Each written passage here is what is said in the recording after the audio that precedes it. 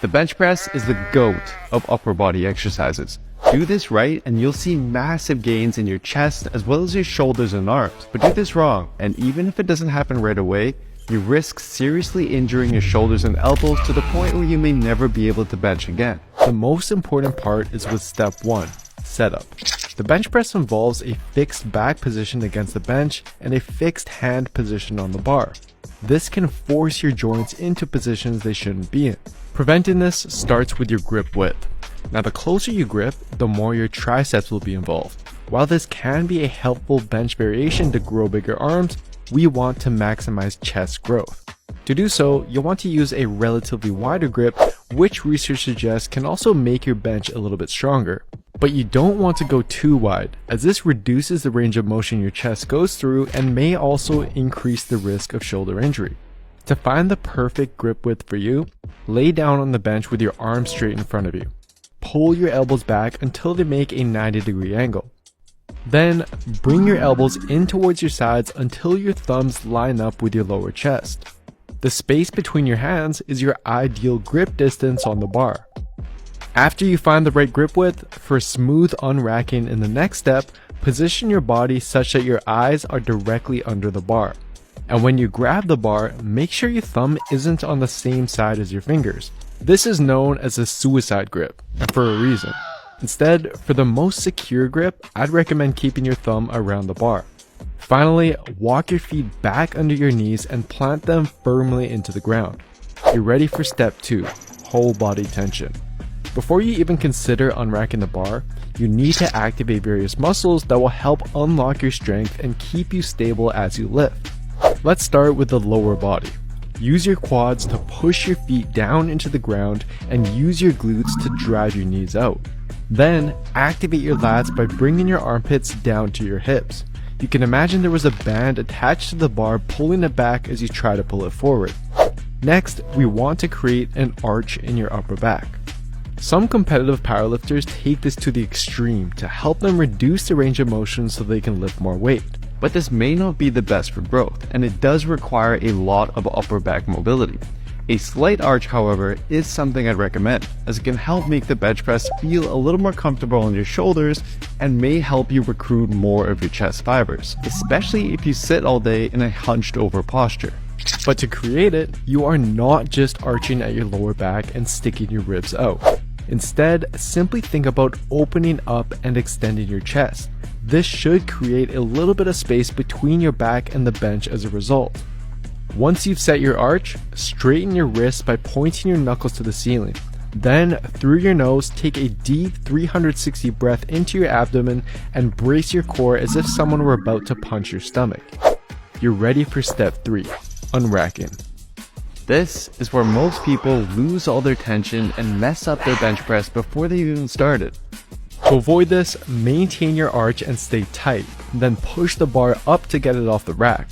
From there, you want to use your lats to pull the bar into the starting position right above your shoulders. Then, re-engage your lats by thinking about bending the bar in half. You're ready for step 4, descent.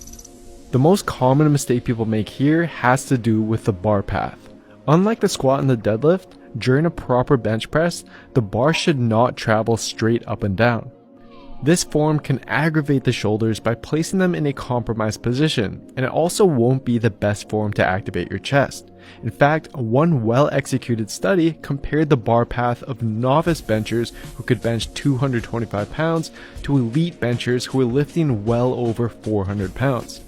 As you can see, in both cases, they don't bring the bar straight down.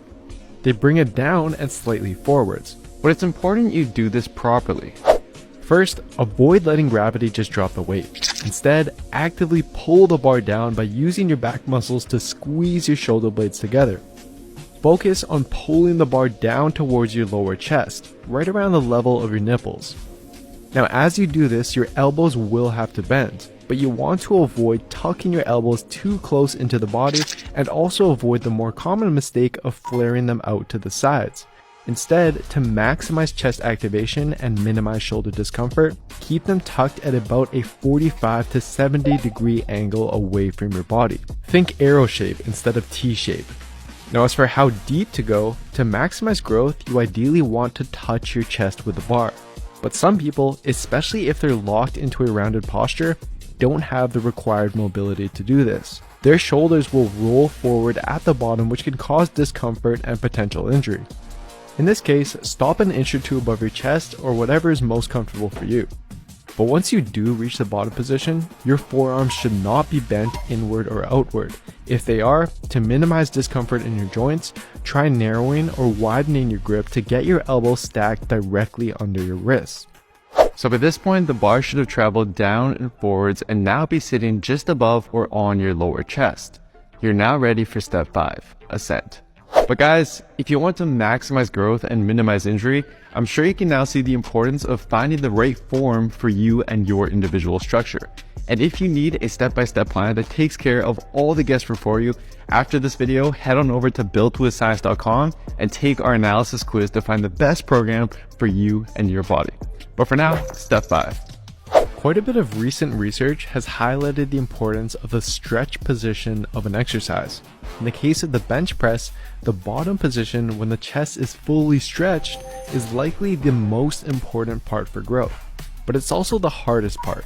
Most people lose out on chest gains by letting the bar bounce off their chest.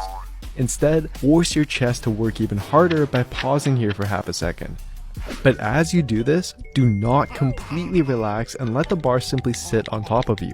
Keep the tension in your legs and upper back and feel your chest working to keep the bar stable.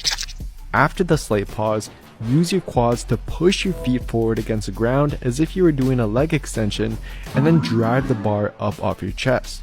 But as we talked about earlier, don't push the bar straight up. If we take a look back at the study I mentioned earlier, novice lifters tend to drive the bar straight up off the chest, whereas elite lifters drive the bar up and backwards off the chest. So although it might feel a little bit weird at first, try to drive the bar back up towards your head so that from the side view, the bar travels in a slight arc. And as you do this, to boost chest activation, don't think about just pushing the weight up. Try thinking about pulling your biceps in as if you were trying to touch them together. But as you get to the top, avoid letting your shoulders steal gains from your chest by collapsing your upper body and rounding your shoulders forward.